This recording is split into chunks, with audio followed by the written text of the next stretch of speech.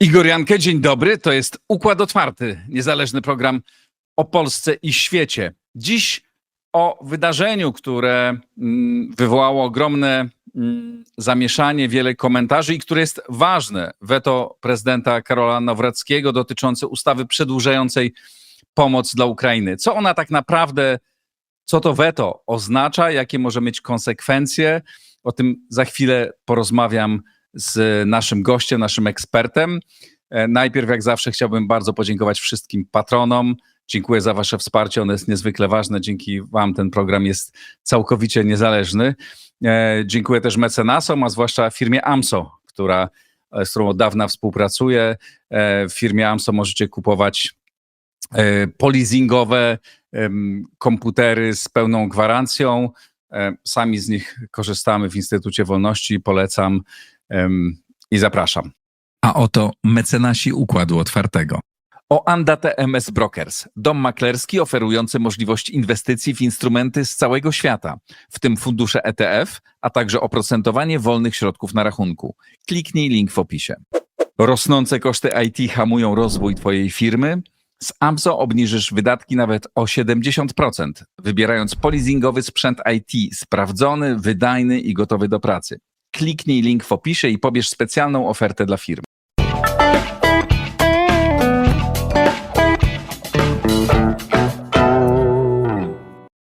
Bartosz Marczuk, ekspert Instytutu Sobieskiego, a w przeszłości m.in.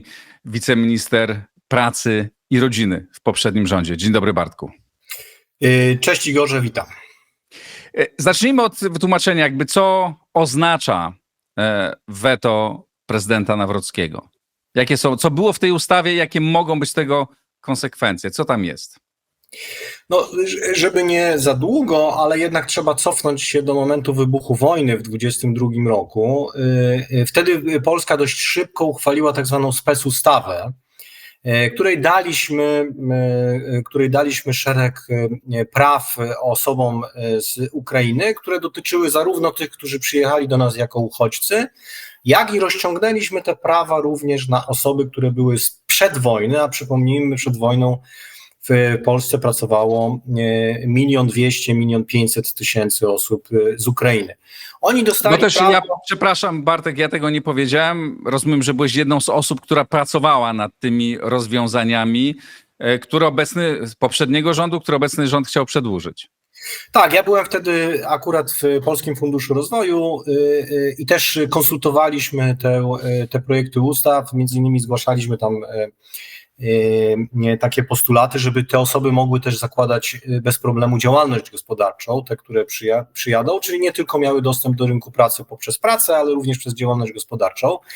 I te osoby dostały rzeczywiście dość szeroki zakres tego prawa, czyli dostały prawo do pracy, do świadczeń zdrowotnych, do zakładania firm, również do wsparcia z systemu pomocy publicznej. Przypomnijmy, tam były też między innymi dla Polaków wtedy te kwestie związane z tym, że ci, którzy przyjęli do domów, dostawali specjalne świadczenie.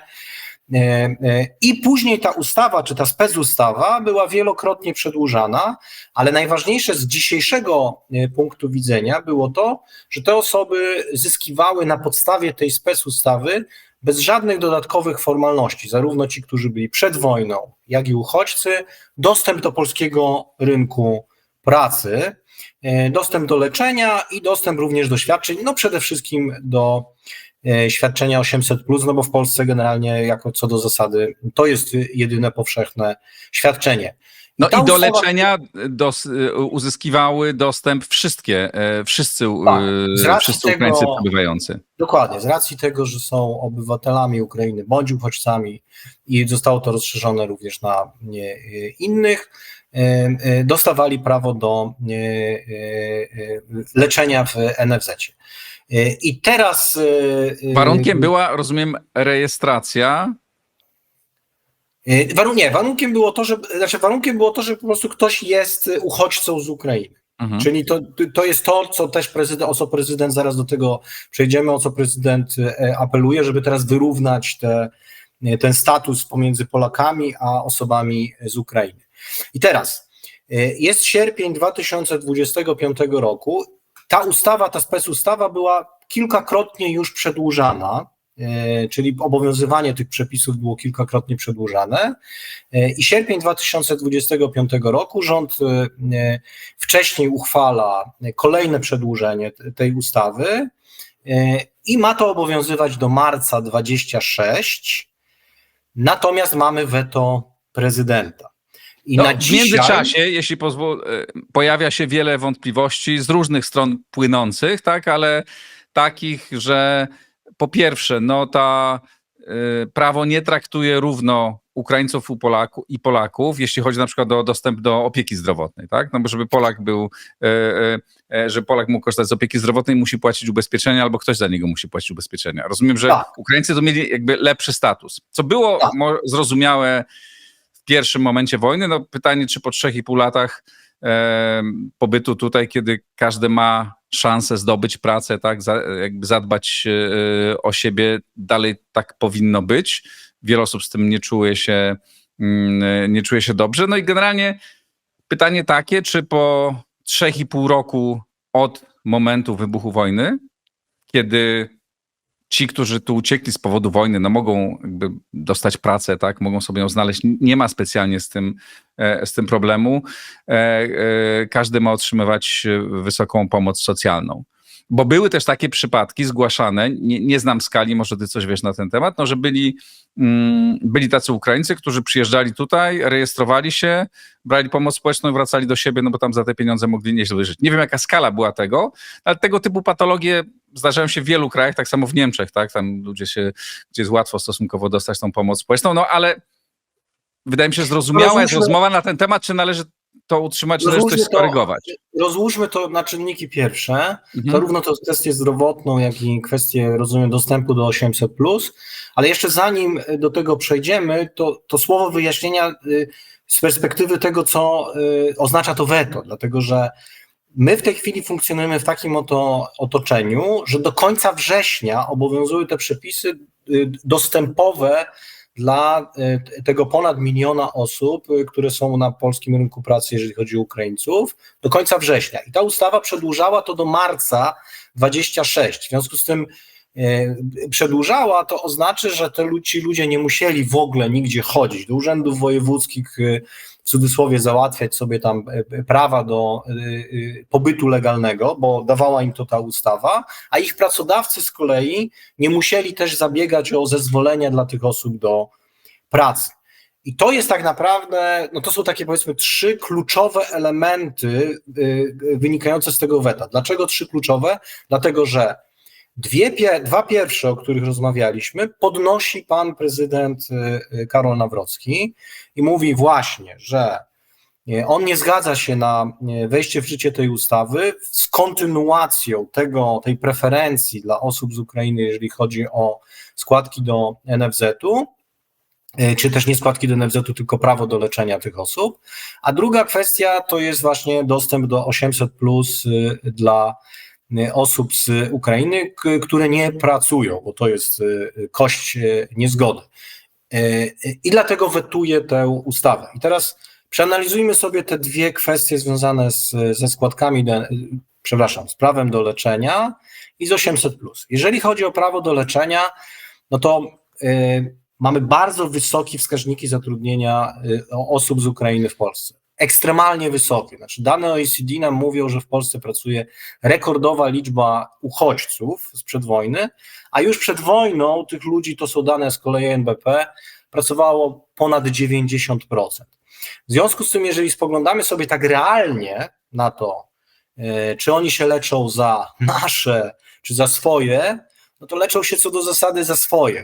Spłaty do NFZ-u od nich to jest rząd wielkości ponad 4 miliardów złotych, korzystają rzędu kilkuset milionów złotych z tych świadczeń, no bo płacą po prostu za swoje leczenie z wyniku pracy. No tak, ale mówimy, wyjaśnijmy, po pierwsze dane ostatnie mówią, że 62% uchodźców, tak, czyli nie tych, którzy byli wcześniej, 62% uchodźców pracuje Takie dane ja 71%. znalazłem. To są dane OECD. 71%. Okej, to ja miałem z innego źródła, zdaje się.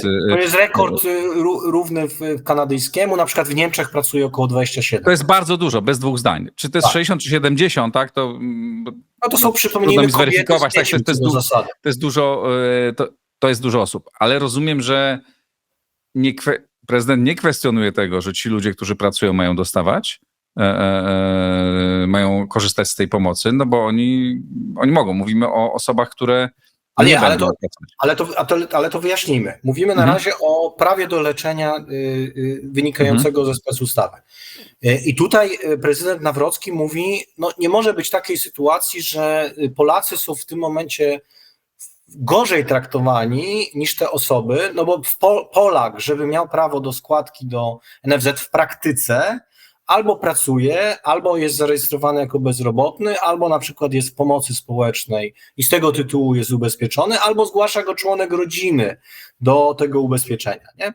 Czyli tutaj jest sporo na rzeczy, jeżeli chodzi o równe traktowanie, no bo tutaj mamy z definicji ubezpieczoną osobę, a tutaj musimy mieć tytuł, jeżeli chodzi o Polaka do ubezpieczenia. Z tym, że z perspektywy praktycznej, jak to będzie, czy jak to by mogło wyglądać, no jest to sprawa, powiedzmy sobie, trochę marginalna. Ona jest bardziej kwestią pewnej sprawiedliwościowego podejścia niż z perspektywy praktycznej rzeczywista, bo po pierwsze... Ale rozumiem, że te osoby, jeżeli się utrzyma taki status, jak jest obecnie, te osoby, które pracują, będą dalej mogły korzystać z pomocy. A te, które nie pracują...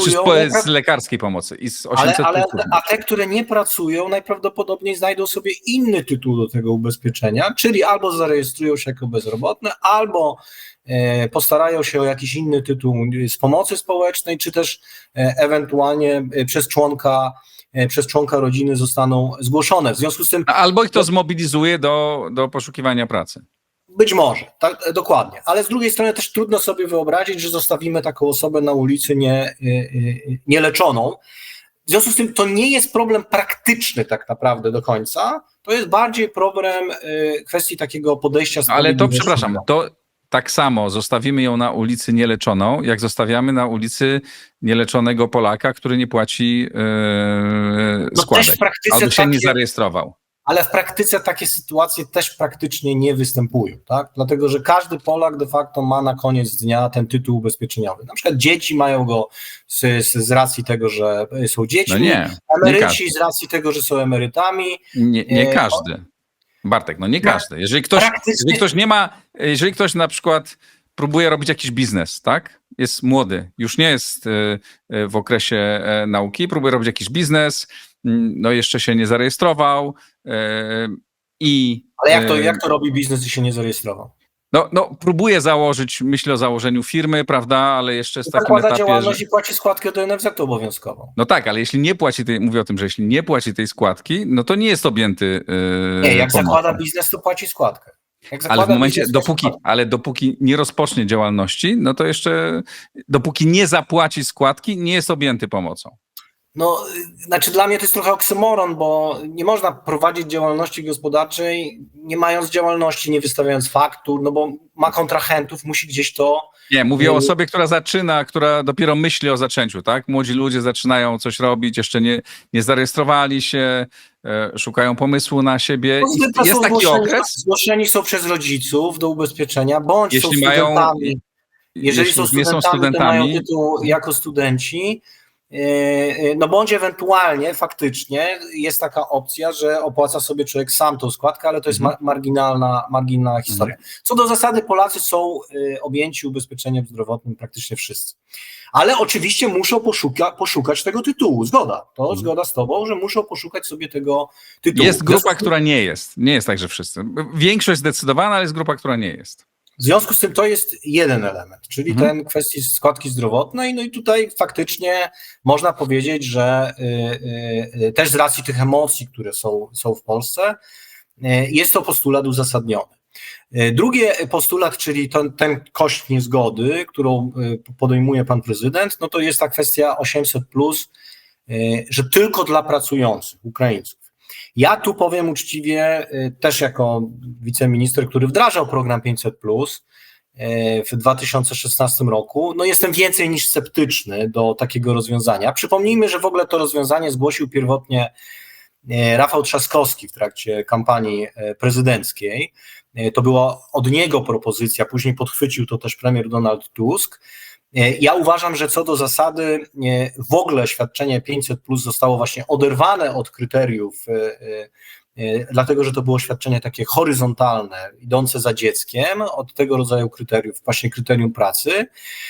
I wydaje mi się, że może to być i może to stanowić taki niebezpieczny precedens. Już pojawiają się takie głosy, żeby również objąć, i zresztą PSL w ogóle wyciągnął to na sztandar, żeby objąć takim kryterium pracy również Polaków. Dlaczego jestem sceptyczny? Po pierwsze, ze względu właśnie tego, że to był pierwszy w Polsce program horyzontalny, gdzie pieniądze szły za dzieckiem, podmiotowy z perspektywy rodziny. Po drugie, ze względów sprawiedliwościowych. No wyobraźmy sobie kobietę, która pracuje w domu z trójką dzieci, jej mąż jest aktywny zawodowo, traci pracę, nie ze swojej winy, tylko na przykład w wyniku zwolnień grupowych, i dodatkowo ta rodzina jest ukarana odebraniem tego świadczenia, czyli ta kwestia sprawiedliwościowa. No i wreszcie kwestia techniczna. Trzeba postawić cały wielki system śledzenia Polaków, czy pracują, czy nie pracują, odbierania, przywracania tych świadczeń, sporów w sądach, więc może się okazać, że na koniec dnia, ponieważ Polacy też akurat wyjątkowo mają wysokie wskaźniki zatrudnienia, nawet z perspektywy statystyk międzynarodowych Unii Europejskiej, więcej będzie kosztować cały ten system śledzenia tego, czy pracujesz, czy nie pracujesz, niż uzysk z tego tytułu, że będziemy mieć jakieś oszczędności. I rozciągnąłbym te argumenty również na osoby z Ukrainy, dlatego że po pierwsze oni co do zasady są bardzo aktywni zawodowo, po drugie z perspektywy tej sprawiedliwościowej, no jeżeli tu jest mama, której mąż walczy na froncie i ona jest tutaj z trójką dzieci, no to pytanie, czy my jako społeczeństwo nie powinniśmy jednak godzić się na to, żeby ona otrzymywała, te dzieci, żeby otrzymywały to wsparcie finansowe. No i po trzecie też trzeba postawić cały system weryfikowania, sprawdzania sporów, aczkolwiek, zgoda tutaj, o czym powiedziałeś, ten system trzeba uszczelniać, czyli żeby nie było takich sytuacji, że ktoś wykorzystuje, na przykład nie mieszkając na stałe w Polsce, nie mieszkając tutaj, ten system do tego, żeby pobierać świadczenia, czy też te dzieci w ogóle nie są. Dlatego też popierałem od samego początku ideę, żeby 800+ było wypłacane tylko na te dzieci, które, jeżeli jest obowiązek szkolny, do obowiązku szkolnego, czy w Polsce do szkół i do przedszkoli uczęszczają, i to rzeczywiście zostało w ubiegłym roku wdrożone. Stąd ta druga kwestia, czyli tego 800+, no to tu uważam, że nie ma to zasadniczego znaczenia, ani specjalnie nie szedłbym w tym kierunku. Ale opinia powszechna jest taka, akurat to przytaczam dane, tak, więc to nie jest już anegdotyczna. Czytałem niedawno wyniki badań opinii publicznej z stycznia tego roku, kiedy Rafał Trzaskowski mówił o tym, że 800+ powinno być no właśnie przyznawane tylko pracującym rodzinom ukraińskim. De facto 90% Polaków opowiadało się za takim rozwiązaniem. Tam 40 parę, że bardzo mocno wspiera, a 40 parę, że się zgadza, więc to jakby możemy dyskutować, tak, czy to jest słuszne, czy niesłuszne. Dotyczy to tak naprawdę rzeczywiście niewielkiej grupy osób i tu można przytaczać argumenty w obie strony, no bo nie każdy, jak wiemy, no nie każdy ojciec dzieci ukraińskich walczy na froncie. Te sytuacje są, jak wiemy, bardzo różne. Tylko że podobnie jest z badaniami Polaków, jeżeli mówimy o wsparciu tego pomysłu PSL-u, czyli czy Polacy są za tym, żeby również wypłacać Polakom pracującym Mhm. wyłącznie 500+. Tam również przekracza poparcie tego 50, sięga 60%. Ale jak rozkładamy sobie to na czynniki pierwsze, o których mówiłem, czyli właśnie kwestia tego horyzontalnego programu, sprawiedliwościowych rzeczy i tego, że trzeba postawić cały system kontroli, no to tutaj chyba myślę, że blask tego rozwiązania jest nieco mniejszy. Jeżeli Pytanie, również... na ile będzie się to kontrolowało, na ile stawiało taki cały system, czy tylko przy przyjmowaniu kogoś przyznawaniu komuś tego 800+ będzie się sprawdzać, czy obecnie pracuje, tak? Czy No ale pracuje to za rok, wtedy, rzeczywiście będzie trudno. to wtedy kompromitujesz ten system, tak? To znaczy, jeżeli stawiasz system i ustanawiasz prawo, a później de facto mówisz, że to jest takie właściwie tylko przez przymrużenie oka, no to kompromitujesz de facto ten system, no bo ktoś po prostu na dzień złożenia wniosku będzie pokazywał, że pracuje, następnego dnia nie będzie już pracował i przez cały rok będzie otrzymywał świadczenie. No dobra, ale tak czy tak, mówimy w obu tych przypadkach, jak rozumiem z tego, co mówisz, o bardzo niewielkiej grupie osób. Tak, mówimy o Więc bardzo tak naprawdę to zamieszanie jest trochę przesadzone. Dokładnie, znaczy jeżeli spoglądamy teraz na 800+, 800+ w Polsce kosztuje ponad 60 miliardów złotych, około 62 miliardów złotych, z czego około 2 miliardy, czyli no to jest tam 1/30, czyli gdzieś około 3%, to są pieniądze, które są wypłacane osobom rzeczywiście z Ukrainy.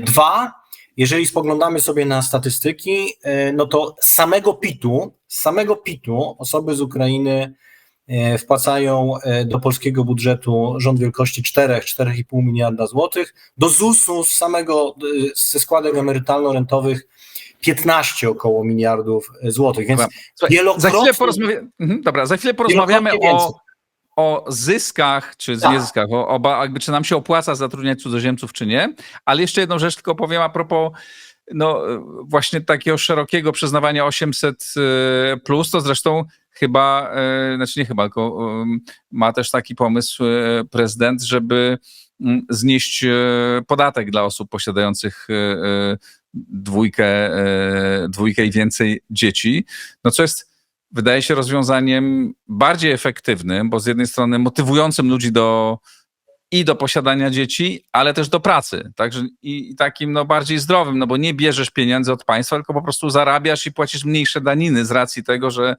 wychowujesz większą liczbę dzieci.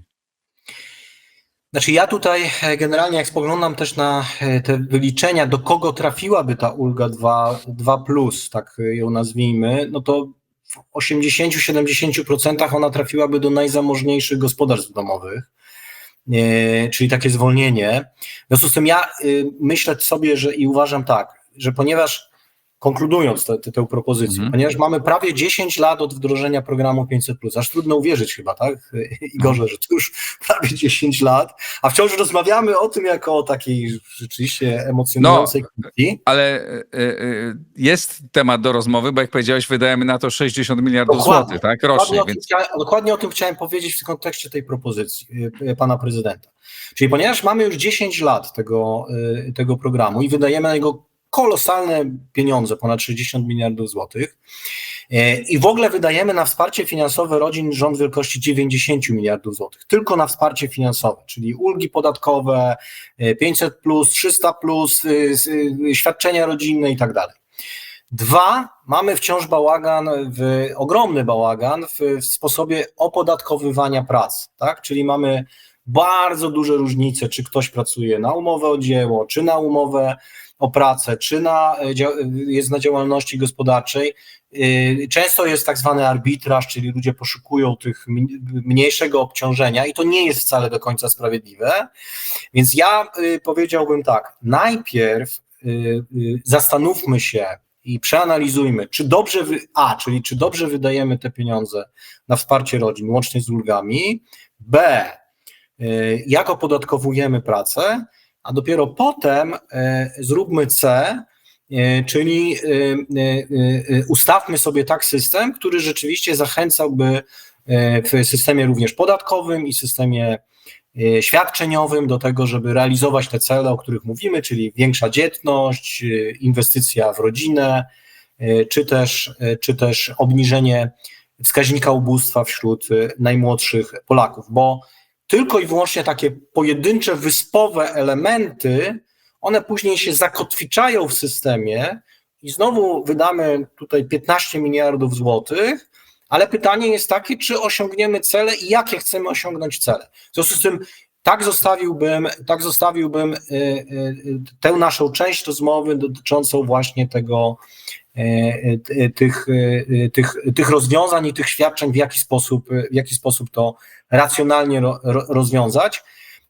Ale jeszcze jedną rzecz chciałbym powiedzieć a propos tego weta, którego nie dotknęliśmy i który chyba będzie takim pomostem do tego, czy nam się ci cudzoziemcy opłacają i czy oni pracują, czy nie pracują, bo to, co jest na dziś najistotniejsze w wyniku tego weta, najistotniejsze na dziś jest to, że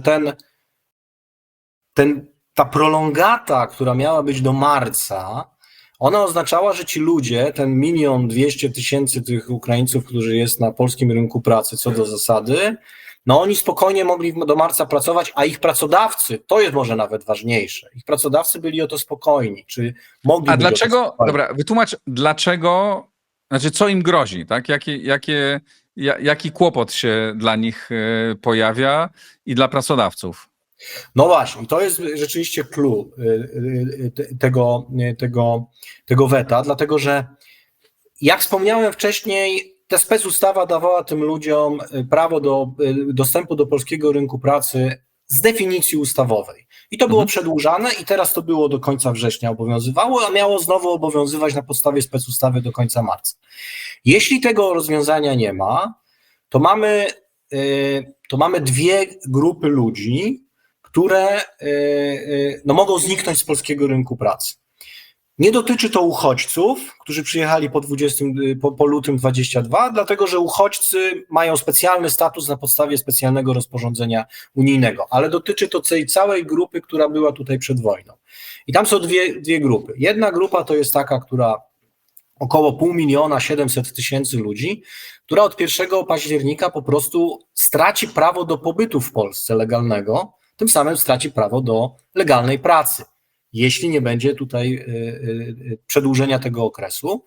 Druga grupa to są ci przedwojenni Ukraińcy, którzy w międzyczasie starali się już o jakąś formę pobytu, czyli wyrobili sobie jakieś tam na przykład prawo pobytu, zezwolenie na pracę, czy też kartę Polaka, ale ich pracodawcy w te pędy muszą w tym momencie iść i załatwiać dla nich zezwolenia z kolei na pracę, bo oni będą mieć prawo pobytu, ale nie będą mieć prawa do pracy. I to jest kolejna grupa rzędu pewnie kilkuset tysięcy ludzi. I teraz co to oznacza z perspektywy firm?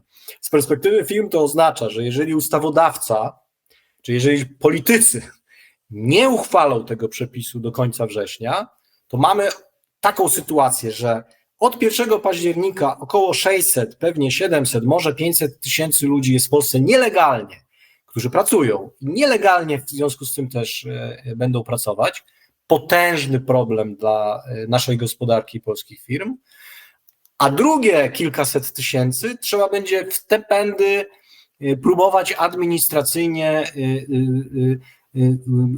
wyrobić im jakieś zezwolenia na pracę.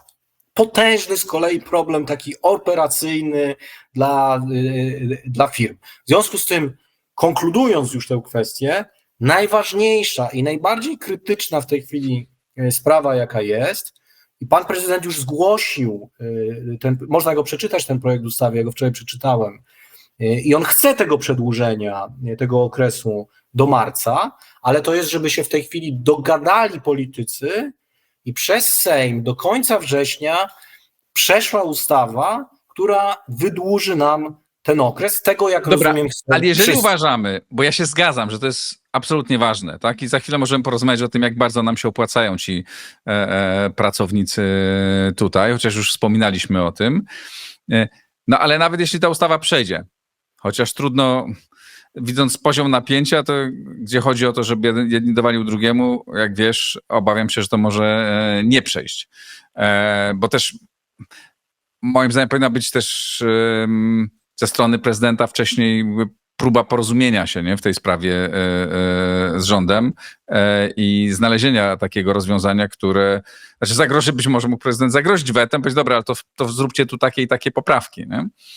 To wtedy ja to zaakceptuję, a tak to się robi ping-pong, który może nas doprowadzić do totalnej blokady. No ale zobaczymy, jak to będzie. Natomiast nawet jeśli to zostanie uchwalone, no to co z tego, że o pół roku, jaki ma sens przedłużania takiego statusu o pół roku, skoro my tych ludzi potrzebujemy tutaj? I jakby wszystko tu się zgadza. Oni mają pracę, płacą składki, pracodawcy są zadowoleni, nie ma problemów społecznych. Jakby w czym problem, dlaczego to przedłużać o pół roku, a nie rozwiązać tego systemowo na stałe?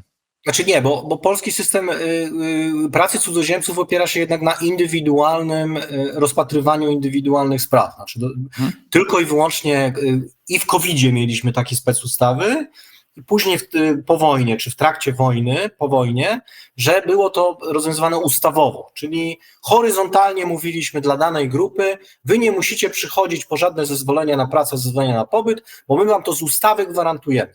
Powrót do normalności jest konieczny.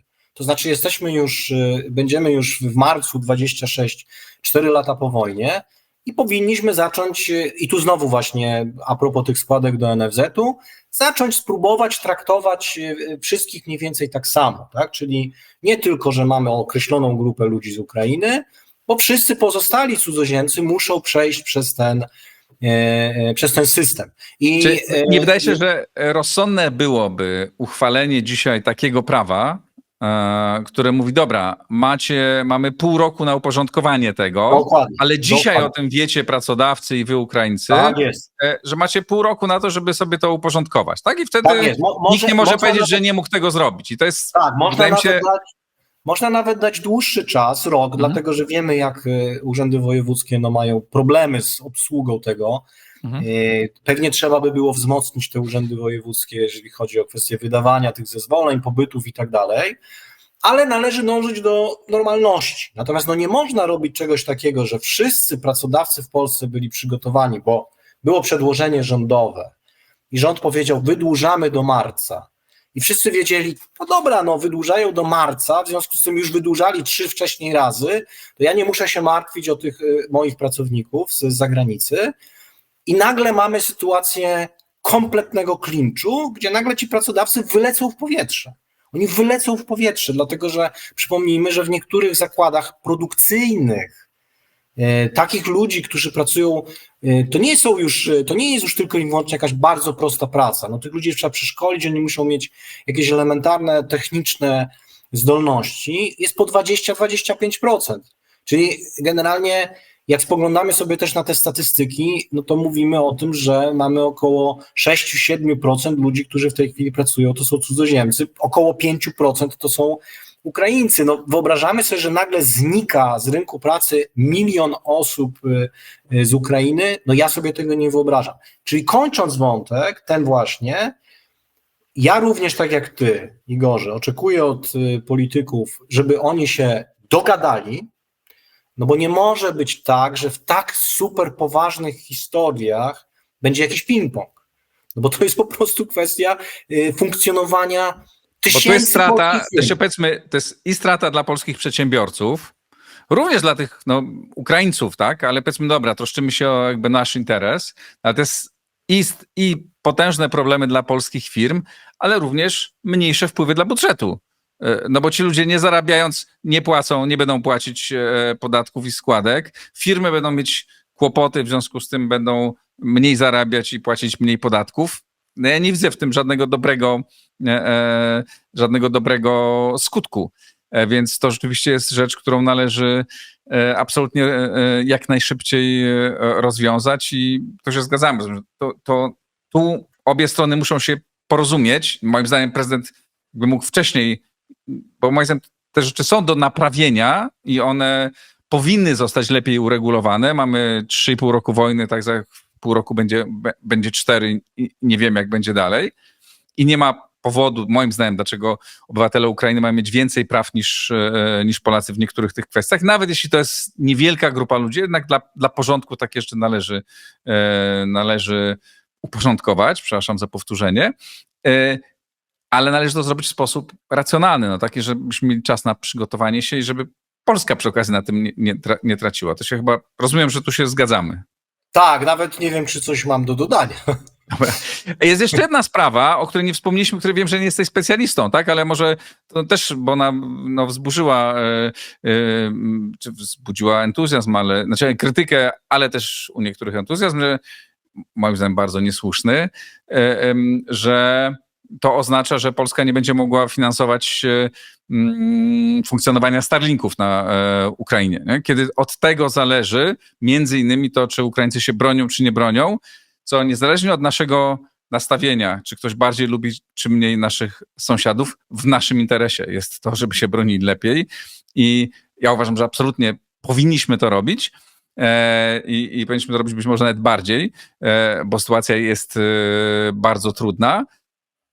I to jest po prostu naszym twardym interesie. Tylko pytanie, czy do tego jest nam potrzebna ustawa, tak? Znaczy, czy to rzeczywiście coś zmienia? Czy rząd nie może po prostu wspierać to innym kanałem? Nie? Nawet jeśli rozumiem, że prezydent też w tej ustawie, jakby tam w tej propozycji swojej ustawy na to zezwala, tylko muszą się dogadać. Ale czy rząd nie może po prostu dopłacać, ja nie wiem, bo nie byłem w rządzie, innym kanałem tych Starlinków? Nie no, lepiej dla przejrzystości, dla jasności, żeby to było umocowane w ustawie. Przypomnijmy, że specustawa powoływała do życia w Banku Gospodarstwa Krajowego taki fundusz pomocy, to się nazywa, z którego to funduszu właśnie jest realizowane między innymi to zadanie, czyli finansowanie tych Starlinków. Do tej pory to kosztowało ponad 300 milionów złotych. Właśnie z tego funduszu pomocy to finansowaliśmy i w tej specustawie jakby kolejna była też prolongata i podstawa prawna do tego, zawetowanej, żeby ten fundusz pomocy dalej to finansował. Jasne, ale póki się nie dogadają, czy jest jakiś wytrych pozwalający na opłacanie? Ja bym nie szedł w tę stronę. Uważam, że to, do czego zgodziliśmy się poprzednio, czyli że politycy muszą się dogadać w sprawie tego, przynajmniej tej kwestii związanej z pracą cudzoziemców, no to również muszą i powinni dogadać się co do funkcjonowania też Funduszu Pomocy. Przypomnijmy, że prezydent Karol Nawrocki nie neguje kontynuacji działalności tego funduszu, tylko to jest w cudzysłowie powiedzmy odprysk od tego weta. W związku z tym tak samo powinni dogadać się co do funkcjonowania Funduszu Pomocy, bo tak jak powiedziałeś, to też leży po prostu w naszym interesie. I to jest rzecz, która też powinna być tym przedmiotem tych szybkich konsultacji, bo przypomnijmy też, że mamy już praktycznie 1 września, w związku z tym to nie jest dużo czasu na przejście przez całą ścieżkę legislacyjną. No tak, tylko jakby wiem, gdyby to był tylko problem merytoryczny, to moim zdaniem by się dogadali, bo tam nie ma specjalnie sporu. Jest problem polityczny, że to jest ustawa prezydenta, nie ustawa rządowa, prawda? I obie strony, ja się tego obawiam, będą się pstrykać. Teraz ja się zgadzam z tobą, że powinno być tak, że powinna to być ustawa porządna, regulująca wszystko i tak dalej. Ale jeśli się nie dogadają, co jest możliwe, znając polskich polityków, to czy rząd ma inną możliwość płacenia za te Starlinki? Pewnie ma, pewnie może podjąć uchwałę, może zrobić jakieś rozporządzenie, jakieś pomostowe, którym będzie to finansował. Natomiast oczywiście znowu będzie się w to wkradać polityka, dlatego że jeżeli rząd to będzie robił sam na własną rękę i właśnie jakimiś uchwałami czy rozporządzeniami, no to podniesie się cała ta emocja już w tej chwili emigrancka, antyukraińska, że dlaczego Polacy finansują te Starlinki, więc lepiej, żeby to było rzeczywiście na zasadzie konsensusu, bo jeżeli będzie konsensus, no to ci politycy nie będą podbijać tego bębenka. No to na pewno byłoby lepiej. Wczoraj jeden z polityków napisał, że sobie ja staram się nie komentować bieżącej takiej konkretnych wypowiedzi polityków, ale wczoraj jeden z polityków napisał, że niech są Ukraińcy sami płacą za Starlinki. No to aż mi szkoda tego komentować, bo jak drogi polityku, jeżeli oni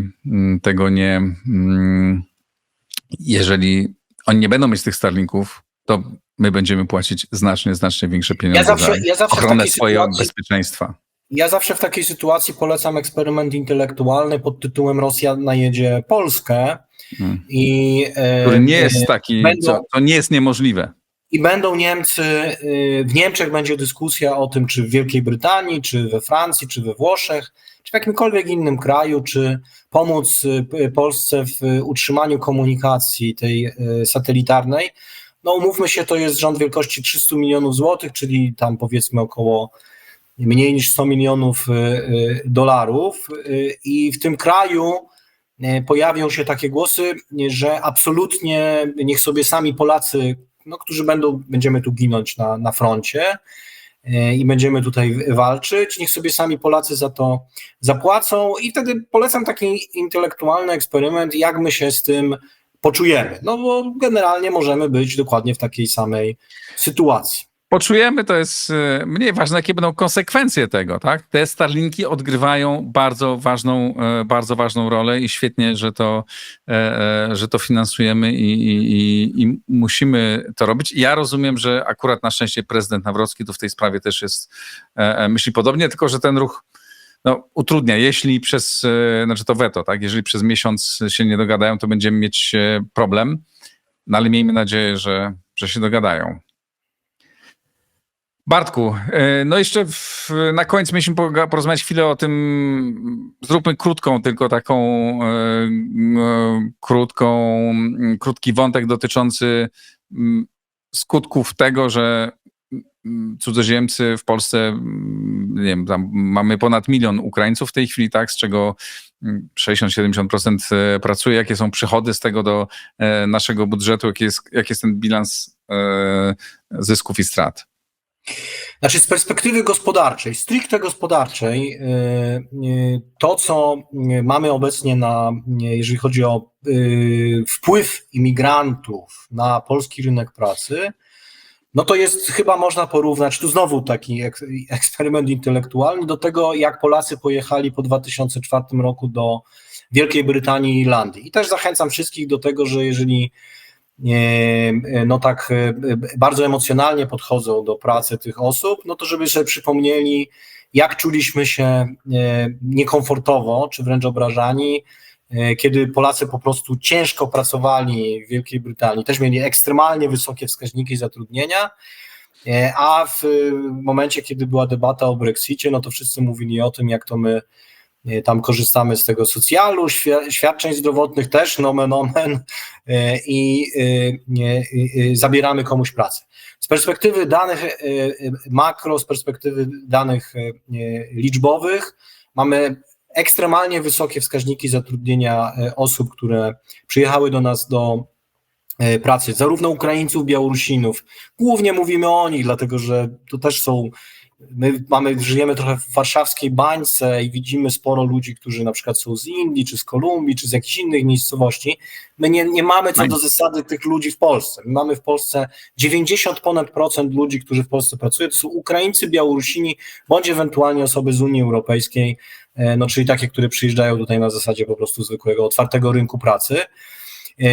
Bardzo wysokie wskaźniki zatrudnienia, tak jak wspomnieliśmy, uchodźcy najwyższe na świecie, obok Kanadyjczyków, dane OECD 71%, to są uchodźcy, czyli ci, którzy mamy z dziećmi po prostu przyjechały do Polski, to są oficjalne statystyki, oprócz tego oczywiście pewnie część z nich pracuje jeszcze w szarej strefie, więc to jeszcze jest wyższy. Tych, którzy byli przed wojną, 93%, badania Narodowego Banku Polskiego, czyli praktycznie wszyscy pracują. Jeżeli chodzi o przepływy finansowe, wydajemy około 5 miliardów złotych z tytułu wsparcia ich w formie 800+ i płacąc za ich edukację, czyli szkoły, te dzieci tych ukraińskich. Natomiast rząd wielkości wpływów do naszego budżetu z podatków bezpośrednich, pośrednich, wkładek do ZUS-u to jest 20-25 miliardów złotych. Bank Gospodarstwa Krajowego w tegorocznym raporcie napisał, że każda złotówka wydana na 800+ oznacza, że mniej więcej 6 złotych otrzymujemy w zamian z tytułu ich pracy. Ci ludzie uzupełniają nam luki na rynku pracy, oni nie zabierają nam pracy, dlatego że oni pracują w pracach prostych, takich, gdzie no, Polacy specjalnie nie chcą pracować, sezonowych również, hotelarstwo, restauracje, ale bardzo dużo też tych ludzi pracuje w rolnictwie czy w przemyśle, dokładają nam do wzrostu PKB około 18%, czyli gdyby nie było tych ludzi, to nasz wzrost PKB był mniej więcej o 1,5% niższy. To jest raport Deloitte'a i to są raporty również Polskiego Instytutu Ekonomicznego. Pamiętajmy też, że mamy szczęście, jeżeli chodzi o to, że to są osoby z bliskich nam kulturowo krajów, czyli one ci ludzie nie żyją w gettach, starają się integrować z polskim społeczeństwem, wysyłają dzieci do polskich szkół. W związku z tym to jest naprawdę, jeżeli spoglądamy na to tylko z perspektywy ekonomicznej, no to mamy tutaj do czynienia naprawdę z bardzo, bardzo pozytywnym zjawiskiem. Oczywiście należy szanować emocje Polaków i ludzi, którzy mówią, no, że bo dlaczego to budzi takie emocje? Dlatego, że Polska przez 200 lat była krajem emigracji. Od upadku naszej państwowości przez wielką emigrację, później XIX-XX wiek, gigantyczna emigracja, zwłaszcza z Galicji, później powojenna zawierucha w trakcie jeszcze I Rzeczpospolitej, później pamiętamy 68, lata 70., 80., 2004, wiecznie dostarczaliśmy do wszelkich krajów świata ludzi, w związku z tym mamy diasporę szacowaną na około 20 milionów złotych i wreszcie przychodzi rok 2000. 20 milionów ludzi, osób. 20 milionów diaspora polska, szacowana, przepraszam. No i wreszcie przychodzi rok 2013-14, gdzie Polska w błyskawicznym tempie, chyba najszybszym na świecie można powiedzieć, przeistacza się z kraju emigracji w kraj imigracji. W związku z tym to wzbudza uzasadnione emocje, a do tego dokładamy jeszcze to, co widzimy na Zachodzie, gdzie oni popełnili miliony błędów, jeżeli chodzi o tę właśnie politykę multikulti, która de facto zbankrutowała i z której oni się teraz odwracają. I widzimy jeszcze w dodatku zamiary, czy też to, co robi Komisja Europejska i Unia Europejska w Pakcie Migracji i Rozwoju, gdzie ktoś sam chce narzucać jeszcze to, kogo mamy my przejmować. I to jest bardzo ważne, jak to należy robić, to jest bardzo ważny wątek, ale już na zupełnie inną rozmowę. To oczywiście wywołuje emocje zrozumiałe i na pewno wiele racji mają ci, którzy no właśnie zwracają uwagę na błędy popełniane przez państwa zachodnie, na również sposób funkcjonowania, czy jakby zasady paktu imigracyjnego, ale to jest osobny ważny wątek. Jeżeli mogę tylko, Igorze, spuentować, ja uważam, że powinniśmy w pierwszej kolejności zrobić wszystko, żeby ściągnąć do Polski ludzi, którzy wyjechali z Polski, Polaków i osoby, które mają polskie korzenie. Tutaj też uśmiecham się między innymi do ciebie, jeżeli chodzi na przykład o bardzo dużą diasporę w Brazylii. I to jest pierwsza rzecz. Natomiast jeżeli chodzi o politykę imigracyjną, to wyciągnąć maksymalnie dużo wniosków z tego, jakie błędy zostały popełnione przez właśnie te zachodnie kraje i po prostu prowadzić realną, wręcz brutalną z perspektywy naszych interesów politykę imigracyjną, przyjmując tego, kogo chcemy, kogo potrzebujemy i na naszych warunkach, a jeżeli ktoś nie spełnia tych warunków, no to niestety niech Polskę opuści, na przykład w sytuacji, kiedy popełnia przestępstwa, ale z drugiej strony szanując też te emocje obaw, pamiętajmy o tym, że mądre kraje świata no jednak budują swoją zamożność na ściąganiu do siebie talentów. Nasza sytuacja demograficzna jest jaka jest i w związku z tym nie mówmy sobie, że otoczymy się murem, wyrzucimy wszystkich cudzoziemców, których już mamy w Polsce około 2,5 miliona,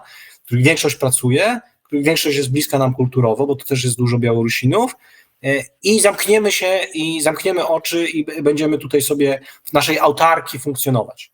Tak też się nie da z perspektywy gospodarki, więc tak bym skonkludował tę historię.